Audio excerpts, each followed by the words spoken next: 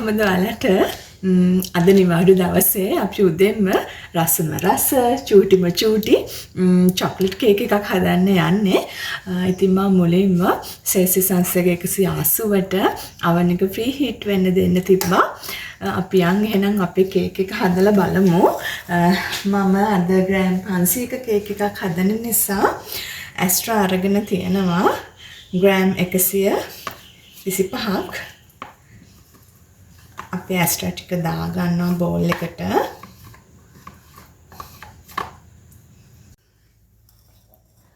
ඊළඟට සීනි ග්‍රෑම් 125ක් අරගෙන තියෙනවා.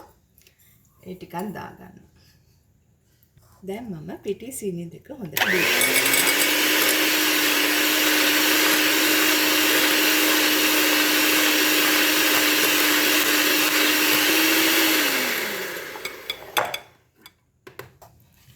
අපේ මාගරින් එකයි සීනි ටිකයි හොඳට සීනි කැට දිය වෙනකම් විනාඩි 10ක් විතර බීට් කරගන්නවා.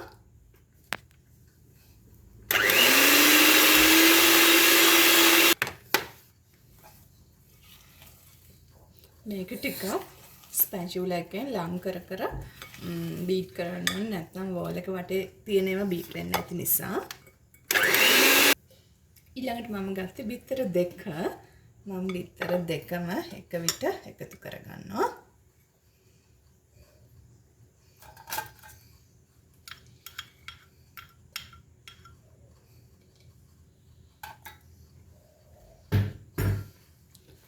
දැන් හොඳට සීනි, බටරුයි, බිත්තරයි හොඳට බීට් කරගන්නවා.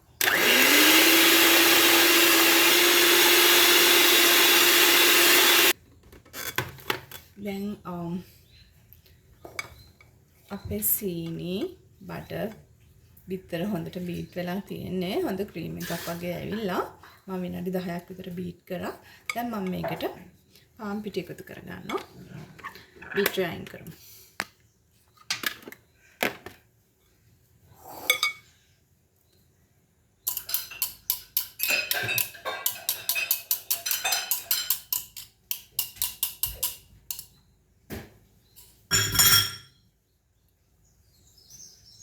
මෙතන පාන් පිටි ග්‍රෑම් 125ක් අරගත්තා. ඒකට බේකින් පවුඩර් තේ හැන්දක් එකතු කරලා 3 පාරක් හොඳට හලාගෙන තියෙන්නේ. මේ මම පාවිච්චි කරපු හැන්ද එකමයි. අපි පිටි ටික අපේ බටර් මිශ්‍රණයට එකතු කරගමු. බටර් නෙමෙයි අද මම එකතු කරගත්තේ මාගරින්. වැනිලා කේක් එකක් හදනවා නම් බටර් දාගත්තාම ඇත්තටම හරිම රසයි, කිරි රසයි. නමුත් මම අද චොක්ලට් කේක් එකක් හදන්නේ. ඒ නිසා ඇස්ට්‍රා එකතු කරගත්ත ප්‍රශ්නයක් නැහැ.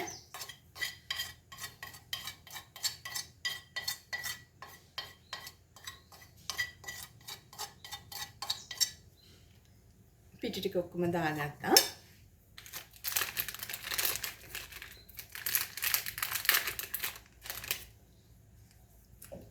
ඊළඟට මම මේකට එකතු කරනවා චොක්ලට් පවුඩර් පුරෝපු මේස හැඳි දෙකක්.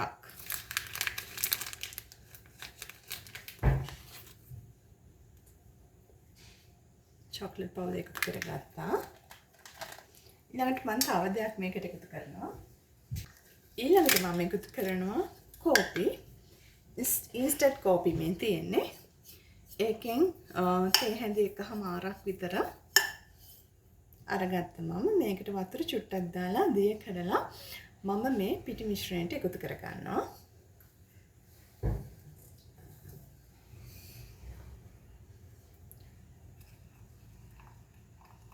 වතුර බොහොම චුට්ටක් තමයි දාගන්න ඕනේ. අපි කෝපි එකතු කරපුවාම හොඳ අර චොක්ලට් රස ඉස්මතු වෙලා එනවා. එතකොට ඇත්තටම හරි රසයි. අපි මුලින්ම කෝපි දාන්න කලින් අපේ බැටර් එක මිශ්‍ර කරගන්නවා. චොක්ලට් පවුඩර්, පිටි, බිත්තර මිශ්‍රණයට දාලා හොඳට කලවම් කරනවා.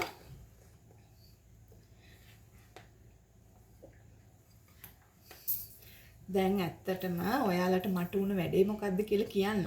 මම සාමාන්‍යයෙන් නම් මේ චොක්ලට් පවුඩර් පිටි එකට දාලා හලා ගන්නවා.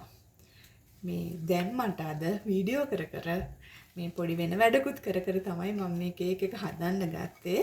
මගේ මෙමරිය කොච්චර හොඳද කියනවනම් චොක්ලට් පවුඩර් එකතු කරන්න අමතකුණා පිටි එකට. හැබැයි එහෙම කියලා මං හිතනවා කේක් එක රසට එයි කියලා බලමුකෝ. මොකද මේ හොඳට පිටි ටිකත් එක්ක කලවම් වුණාම ඉතින් ඒක ප්‍රශ්නකුත් නැහැ. ඔය වගේ පොඩි පොඩි වැඩ වෙනවනේ. නේද? හරි. මේ මම ඔයාලට පෙන්නන්නේ මේ පස්සේ චොක්ලට් පවුඩර් එකතු කරා කියලා නෑ. හොඳටම මිශ්‍ර වෙලා තියෙන්නේ. දැන් අපි මේ වෙලාවේ තමයි කෝපි ටික එකතු කරගන්නේ. මේ බලන්නකෝ. තේ හැන්දක් විතර තියෙන්නේ. වතුර දාලා මේ බටර් චුට්ටක් ගමු ඉතින් අපරාදේ.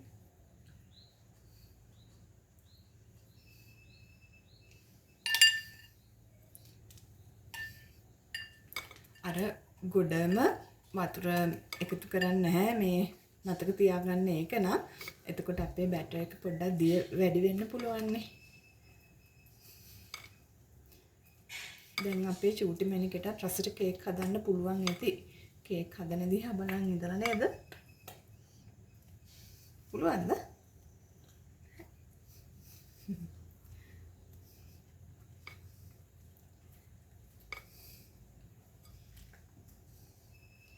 මේ බලන්න අපේ බැටර් එක හොඳ බ්‍රවුන් කලර් එකකට තියෙනවා. කෝපිත් එකතු කරාට පස්සේ තමයි මේ වගේ ලස්සන පාටට එන්නේ. අපි දැන් මේක කේක් ට්‍රේ එකට දාගන්න. මම කලින් ලෑස්ති කරගත්තා ග්‍රෑම් 500 කේක් ට්‍රේ එකක්. බේකින් ෂීට් එකක් දාලා ඒකට බැටර් එක දාගන්න.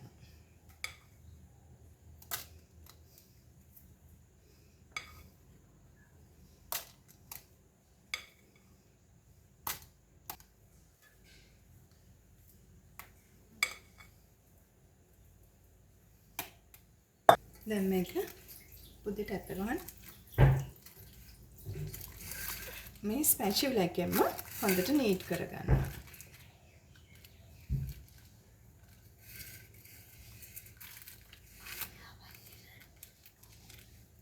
දැන් ඔයාලා හිතන්නකෝ මේ කේක් එක හදන්න අපිට ගෙදර තියෙන දේවල්මයි ඉතින් බේකින් පවුඩර්, චොක්ලට් පවුඩර් ඔය මොන හරි කෑමක් හදන්න ගෙනාපු වෙලාවට පොඩ ඉතුරු වෙලා තියෙනවා නම් අපිට මේ වගේ කේක් එකක් මට බැටර් එක හදාගන්න විනාඩි 10ක්වත් ගියේ නැහැ.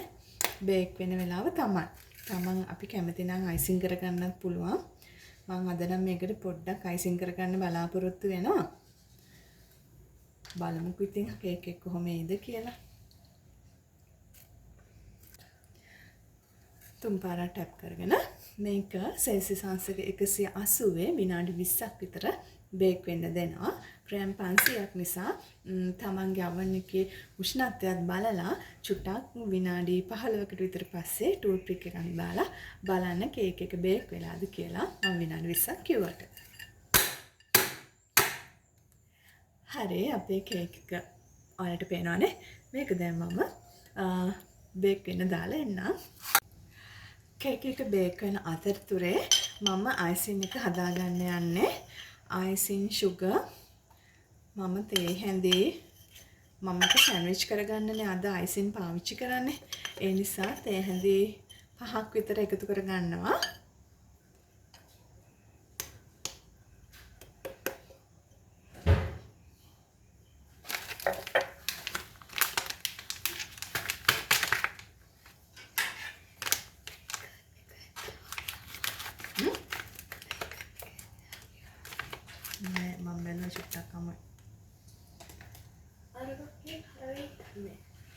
මේ අර මම කලින් එකතු කරගත්තේ මම ළඟ කලින් තිබ්බ අයිසින් sugar ඊළඟට මේ ගෙනාපු තව පැකට් එකක්. ඉතුරු මේස හැන්ද මම හැන්ද එකමාරක් විතර දාගන්නවා මේකෙන්. අයිසින් sugar අපි අයිසින් එක හදද්දී හැම වෙලෙම 2ට 1 අනුපාතය තමයි පාවිච්චි කරන්නේ.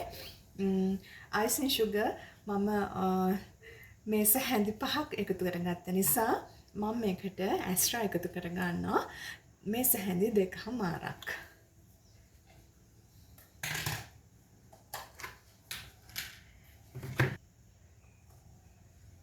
හැඳි 2මාරක් විතර එකතු කරගන්නවා.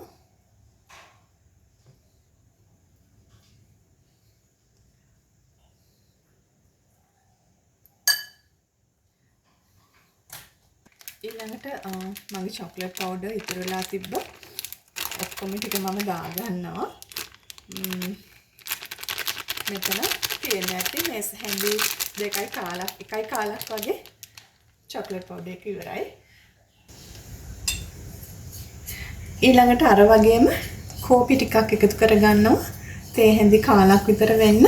මේකට නම් වතුර බිඳුවක් දෙකක් තමයි මම දාගන්නේ.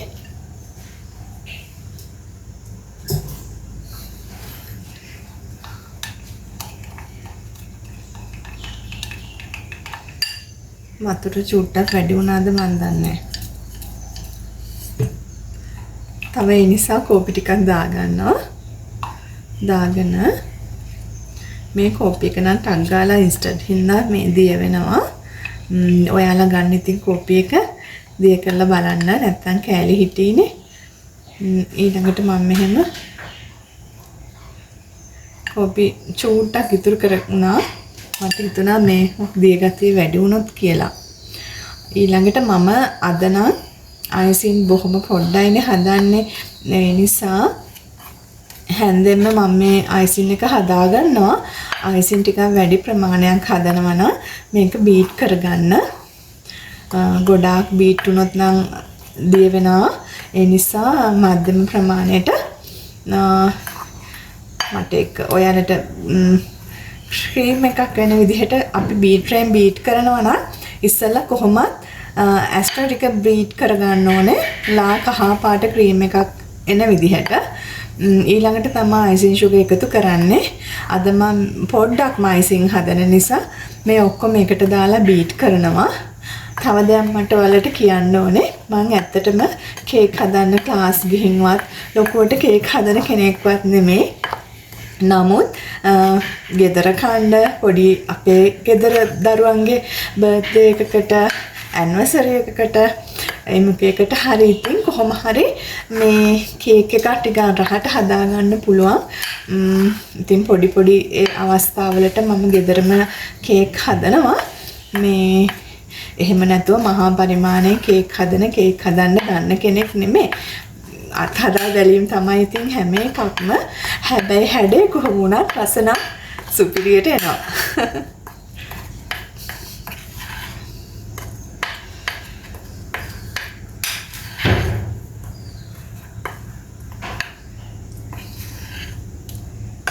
හරි. මගේ අයිසින් එක මේ බලන්න සෑන්ඩ්විච් කරගන්න ගානට පදමට ආවා. බටර් වැඩි වුණොත් අයිසින් එක දියාරු වෙන්න පුළුවන්. ඒක තමන් ගන්න අයිසින් වර්ග ක්වොලිටි අනුව වෙනස් වෙන්න පුළුවන්. මම මේ ඔක්කොම කියන්නේ අත්දැකීම. හොඳද කොහෙවත් ඉගෙනගෙන නෙමෙයි.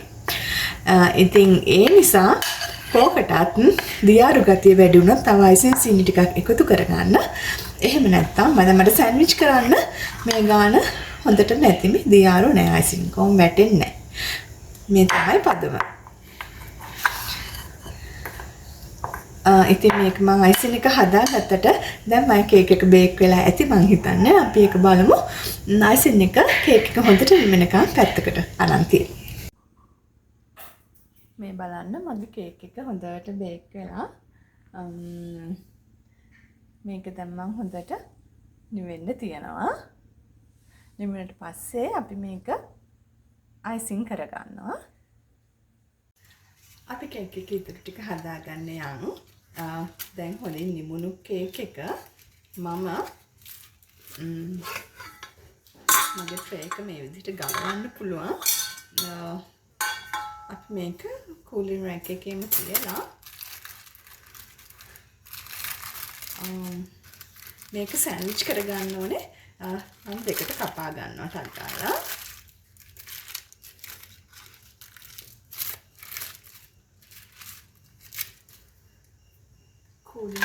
එකේම තියලා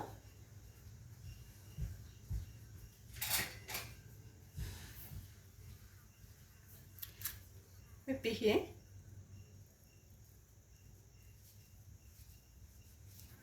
කේක් එක දෙකට කපා ගමු සෑන්ඩ්විච් කරගන්න.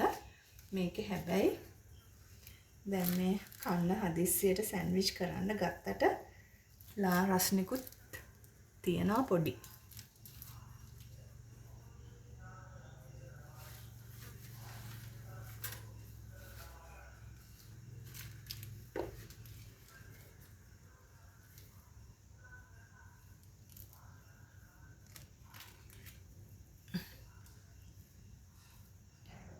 මේ බලන්න පිහියෙන් කපද්දි මෙහෙමයි අර නූලෙන් ඇදලා කපනවා නම් මීට වඩා නීට් එකට කපා ගන්න පුළුවන්. සෑන්ඩ්විච් කරගන්න මේ මගේ යට පළුව මම මේක තියනවා මේ කේක් එකේ යට පැටියටම තියලා මම හදාගත් අයිසින් එක ෆ්‍රිජ් එකට දැම්ම චුට්ටක් පරක් වෙන නිසා මම ඒක අරගෙන එන්න.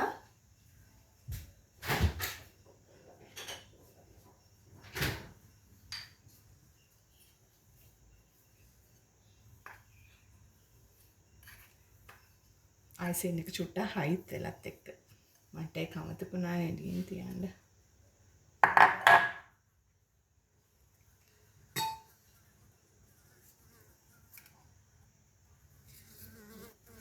කමන්නේ කේක් එකේ ලාරස්නෙකුත් තියෙන නිසා ඒක ගාන්ට සෙට් වෙයි.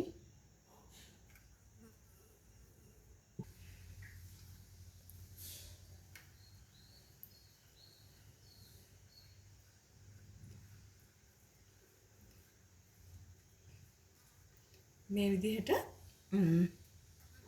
මේ කේක් එකේ අයිසින් තවර ගන්නවා. මේක හොඳ වෙලාවට හැබැයි මේ චුට්ටක් කූල් උනෙත් කියලා හිතුණා. මොකද කේක් එකේ ලාරස්නයක් තිබ්බනේ. එතකොට ගාන්ට සෙට් වෙලා ආවා. මට මේක බැලන්ස් නැතුවනේ කැපුණේ. මෙහෙම.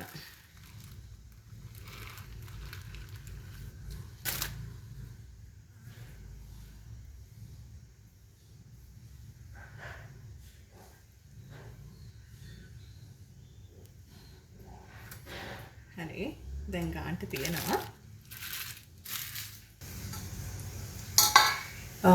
කොහොමින් හරි මගේ අයිසින් මේ උඩ නම් හැබැයි හරියන්නේ මේක චුට්ටක් මේ දිය වෙනකන් තියනවා මම. උඩ ඉතින් චුට්ටක් ලස්සනට තියෙන්නත් එපායි.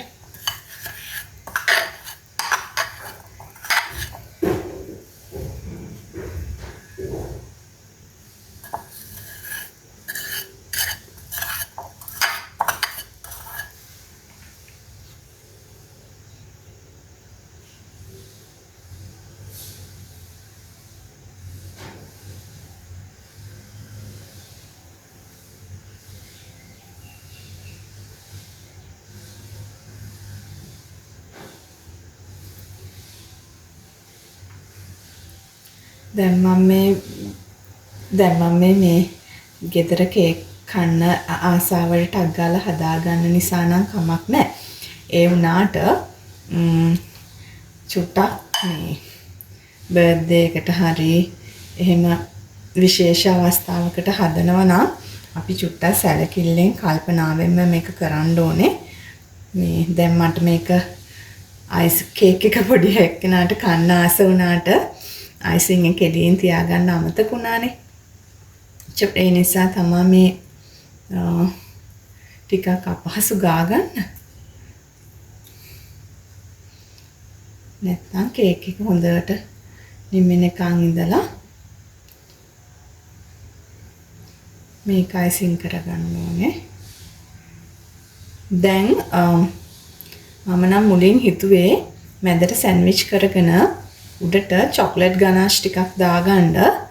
ඒ වුණාට මගේ කේක් එක පොඩි අයිසින් එක හැදිලෙද්දී අයිසින් සෑහෙන ප්‍රමාණයක් ඉතුරුණා.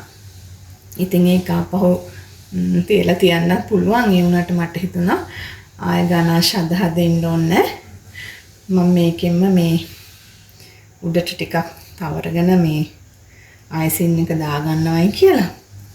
එහෙම වුණා මේ ඒ උනාට දැන් ප්‍රශ්නේ තියෙන්නේ මොකක්ද දන්නවද? වටේට අයිසින් කරගන්න මදි.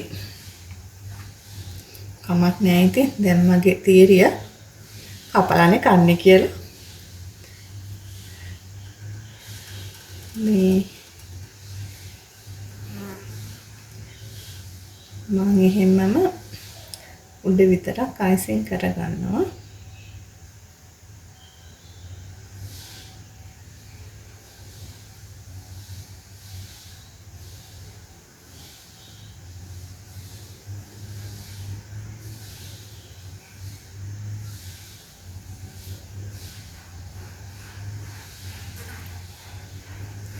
කරලා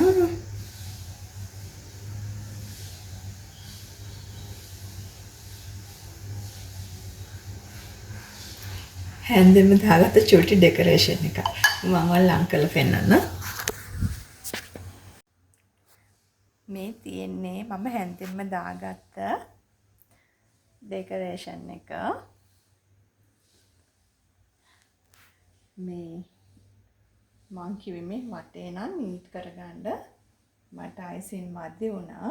ඒ කේක් එක හොඳ උසට තියෙනවා. මම මේක දැන් කපලා කොහොමද කනවා අපේ ගෙදර මේක. මේ තව මේක ලස්සනට මීට වඩා ලස්සන අයිසින් කරලා මේක තමයි මේ විදිහට තමයි කේක් එක අයිසින් එක හදාගන්නේ, කේක් එක හදාගන්නේ. ඉතින් වටේ ලස්සනට නීට් කරලා තව අයිසින් ටිකක් තිබ්බනම් මට නීට් කරගන්නත් තිබ්බා. මේ නමුත් මට හිතුණා අයිසින් ටිකක් දැන් ආය හදන්න ඕනේ නැහැ කියලා. පොඩ්ඩක් කම්මැලිත් වගේ ඇත්තටම. මේ එමුණට බලන්න කුඩ ලස්සනට තියෙනවානේ. මං ඔයාලට කෑල්ලක් කපලත් පෙන්නන්නම්. අපි කෑල්ලක් කපාගමු බලන්න.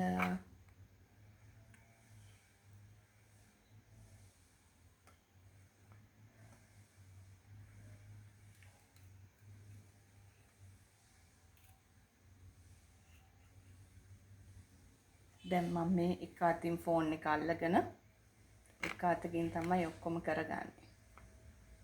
ටිකක් ඉතින් අමාරුයි.